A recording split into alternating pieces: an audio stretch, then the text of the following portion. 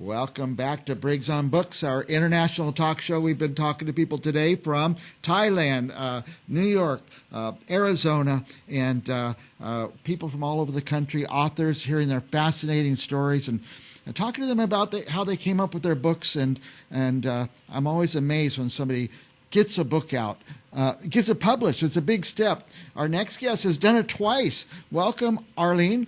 Lomazoff, Marron. Did I do okay? We rehearsed that a few times. Welcome, Arlene. Thank you. Now, you were, your career wasn't as a writer. You had a whole career, like 40 years doing something. What was that? I worked as a registered nurse.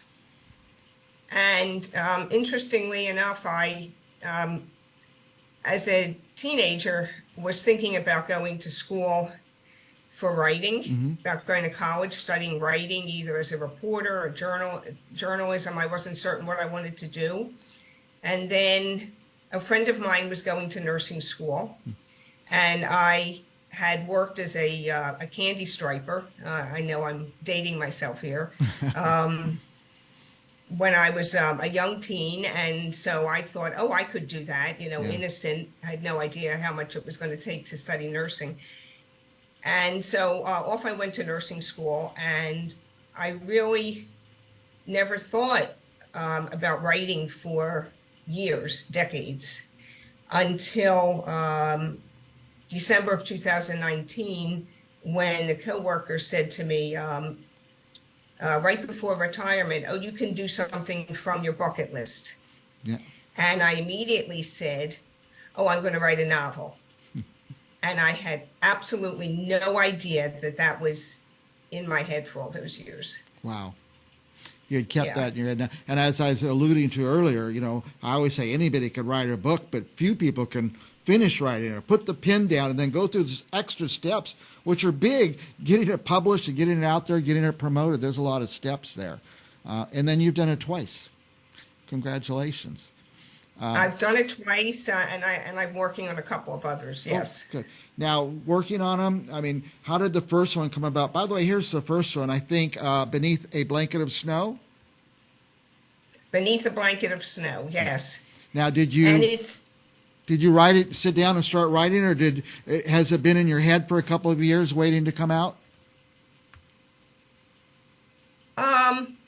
I think that what happened is I had some ideas in my head, some perhaps misconceptions that a lot of people have, and I somehow just put it all on paper. One of the things that I had been toying with for years was that I think that everyone has secrets. Everyone has something that a lot of people don't know, often people close to them, very close friends, partners, spouses, and it could be something that they're consciously hiding or something that's happened to them years before that they never told people about. And so this is a book about secrets, and it's also a book about people of affluence, where many people think that people who have money, people who are wealthy, shouldn't have a care in the world. No problems, nothing should bother them. Right. And so I kind of put those two things together. Nice. Now, any nursing stories in there? Anything draw from your other career? Nothing in my first book, no. There was nothing medical. There was a tiny bit about a hospital scene, but it was not really, just very light on the medical.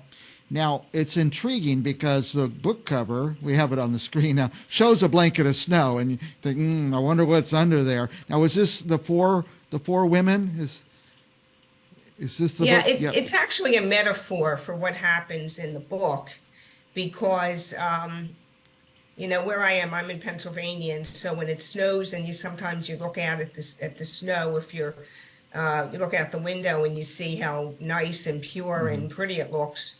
But what happens is when when you shovel, when dirt comes, what's under there, whatever cracks and whatever blemishes are there really come out. And so this is really a metaphor for people revealing their secrets, their imperfections. Now, I'm going to put the cover of the second book up, too, because it also is intriguing and sounds like maybe there's a secret there as well. If we had known.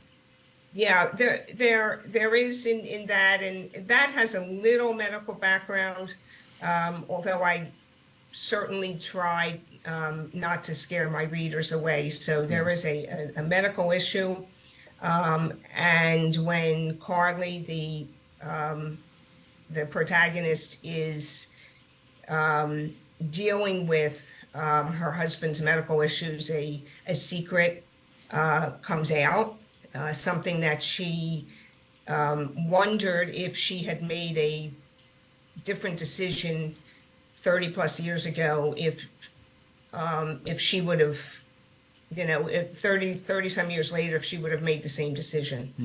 And so it really begs to differ. How many of us have said, geez, if I had only known, what would I have done? And, this can be applied to anything regarding marriage, a job, children moving to, new place. We wonder what would have happened if we had made a different decision. Yes, we all have those, that's for sure. Yeah. Who will be reading these books? Well, this is contemporary fiction. Mm-hmm. I'm going to read it for one. You know why? Because I want to know what that secret is that was exposed. So, and I've had I've had a fair amount of men who have read the books. Yes. So it is not chick lit. It's not not really women's literature per se. So if you're the type of person who just likes to read contemporary fiction, something that is clean, this book can be for anyone: men, women, younger people, older people. Right. It's not, nobody is excluded. Like teenagers might like it as well and learn something from this. Yes. Now, I put on the screen your Twitter, your Instagram, your website. What will we find at your website? Links to my books, and the books are they're on Amazon, but the links are on the website. Some stories about how things came to be, and some previous interviews, magazine article, and something that was in the newspaper locally.